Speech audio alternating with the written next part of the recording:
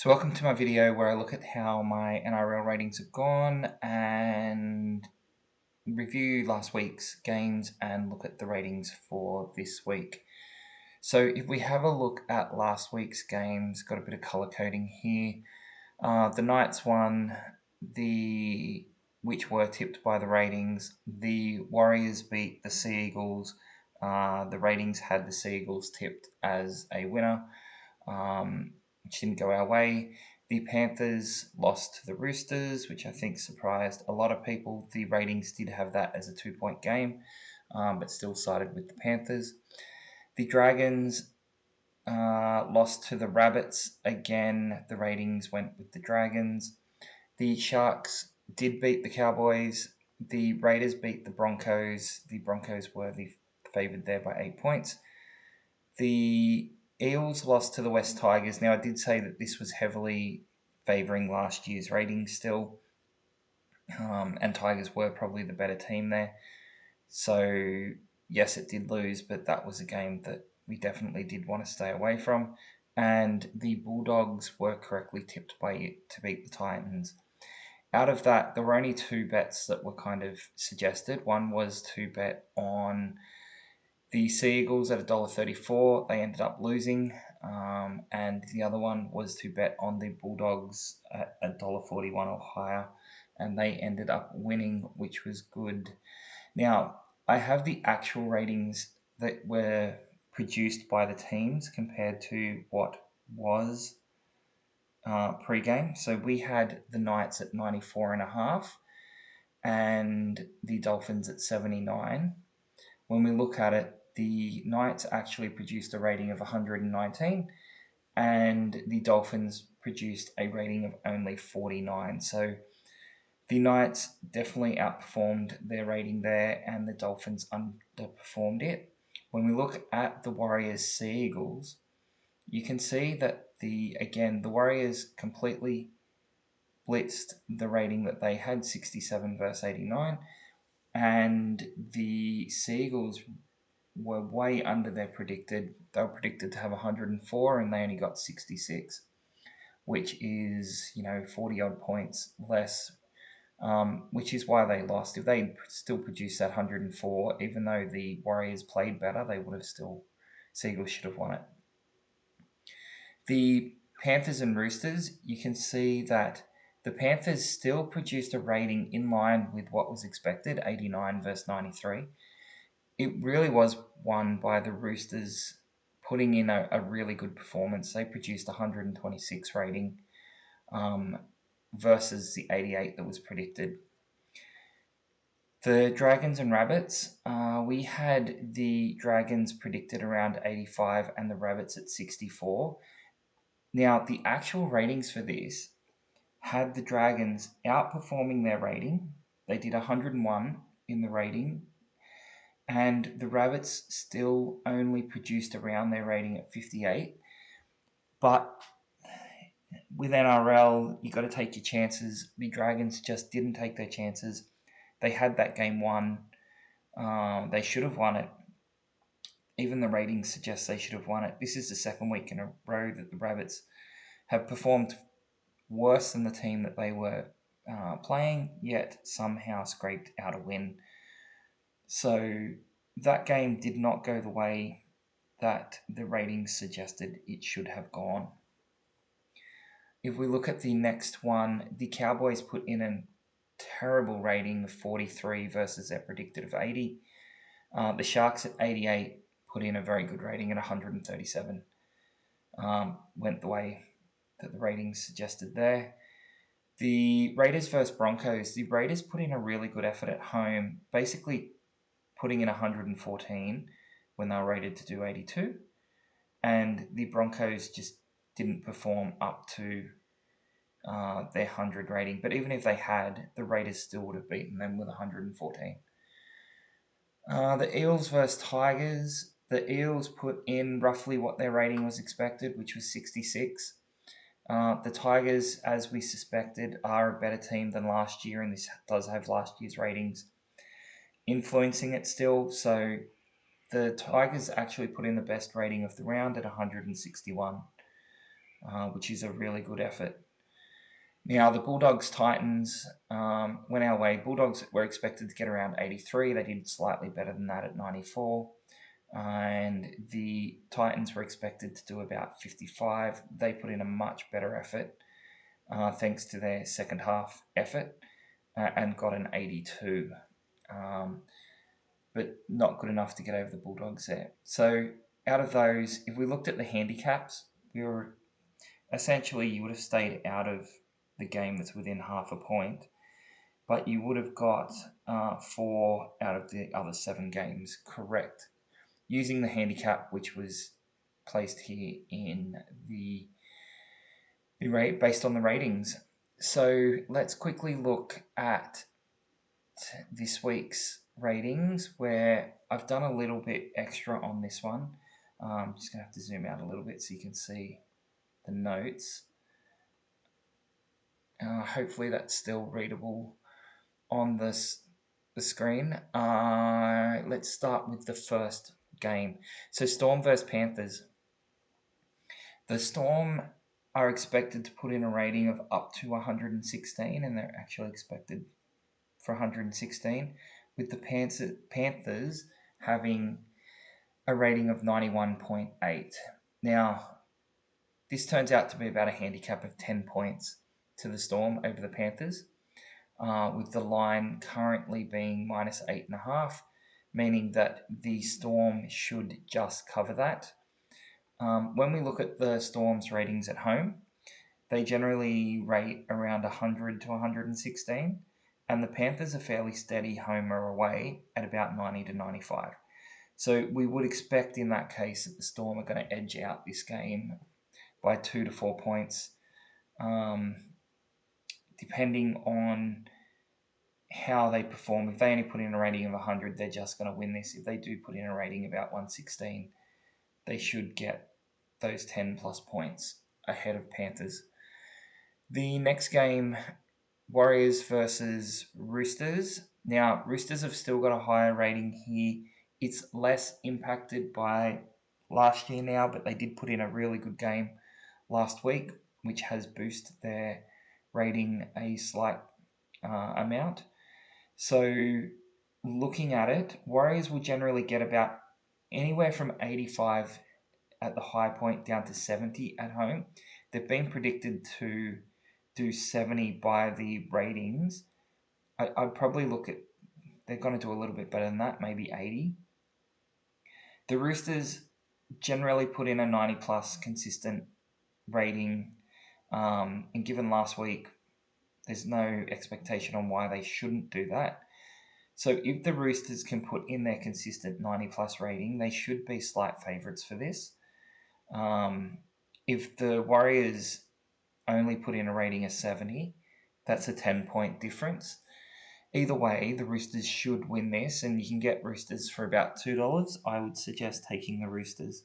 The handicap has the Roosters easily winning this. The handicap is at minus 0.5, and the ratings are predicting a 10-point win for the Roosters. Okay, looking at Brisbane Cowboys. So Brisbane's rated 98, Cowboys 64. That is a 14-point difference that has been rated, and the line is at 16.5. So it's got Cowboys winning the spread by about 2.5 after that handicap is taken into account. On the money line, they're currently $1.14 for Brisbane. If you can get $1.20, they're worth a bet. You may not be able to get $1.20. It may stay down around that $1.14 and lower, but if you can get $1.20, definitely worth the bet. Broncos always put in a 95 plus at home, so with 98's correct in the raw rating. Cowboys could produce up to a 75, but that's not enough to beat the Brisbane Broncos. The Broncos win this fairly easy. I'd like $1.20 though on the money line, just in case the Cowboys do pull something out, but it's pretty much a win to Brisbane there.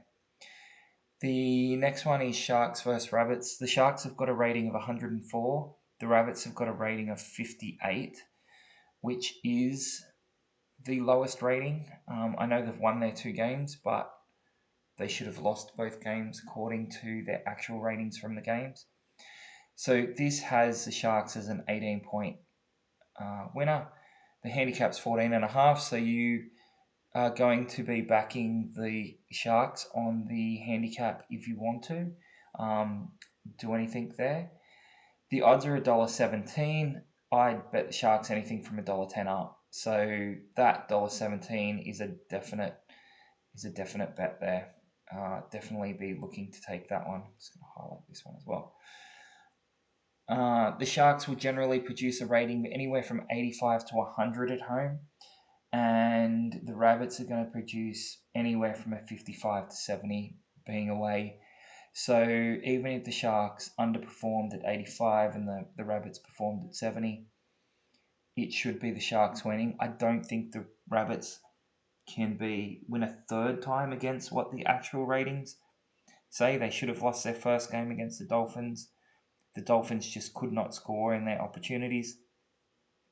And the game against the Dragons had that game won and should have won that easily and just made stupid decisions in that second half.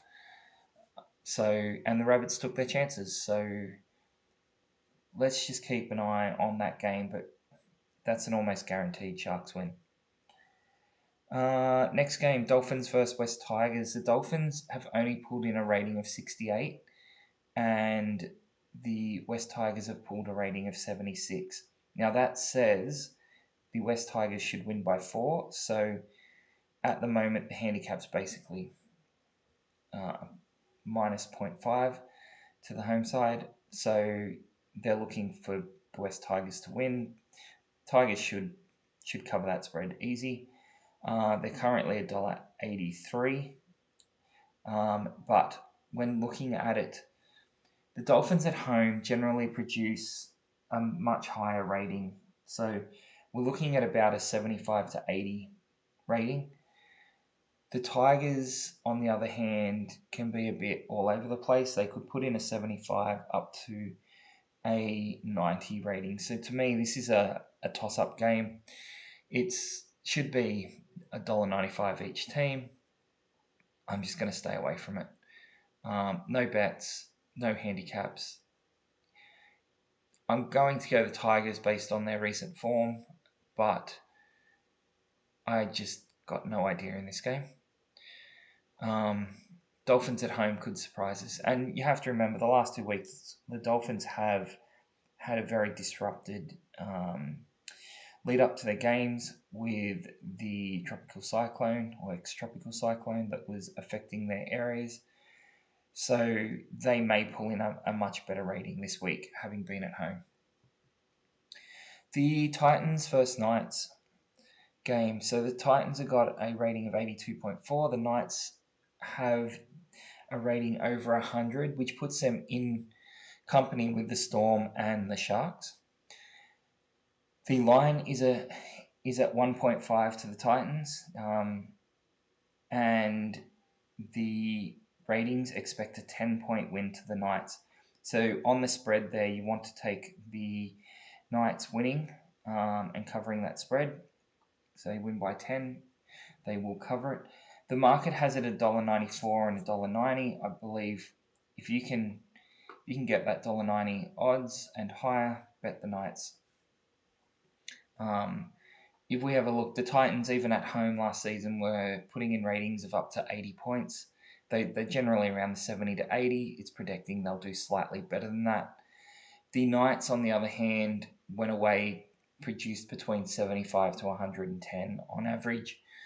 I would expect that they're going to put in a good rating yet again. They've had 2 good ratings this year.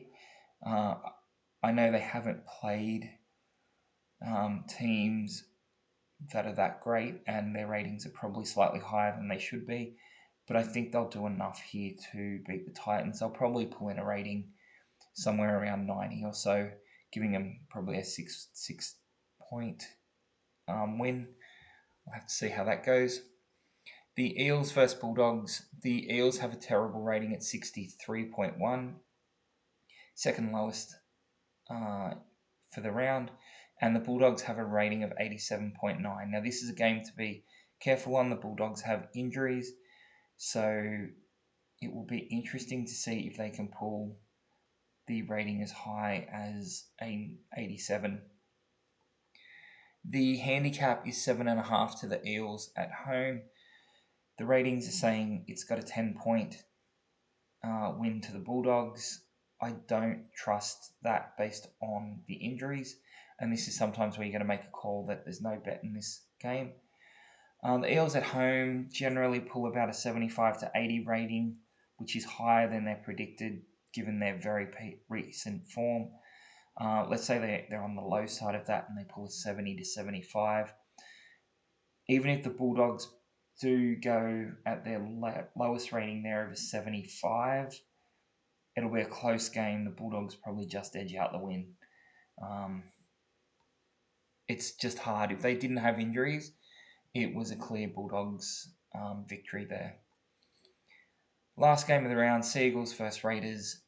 This is going to be a great game. The Seagulls have a rating of 98.4, and the away side Raiders have a rating of 96.4. So we've got the home side winning by 2. So the odds are $1.51 here. Raiders $2.56. This is going to be a really interesting game. So I've got here to bet the Raiders at $2.56 and higher. The reason being, Manly generally pulls a rating of 95 to 110 when at home. So they're going to pull that rating that they have there around that 98. Canberra can pull anywhere from a rating of 85 to 110 as well.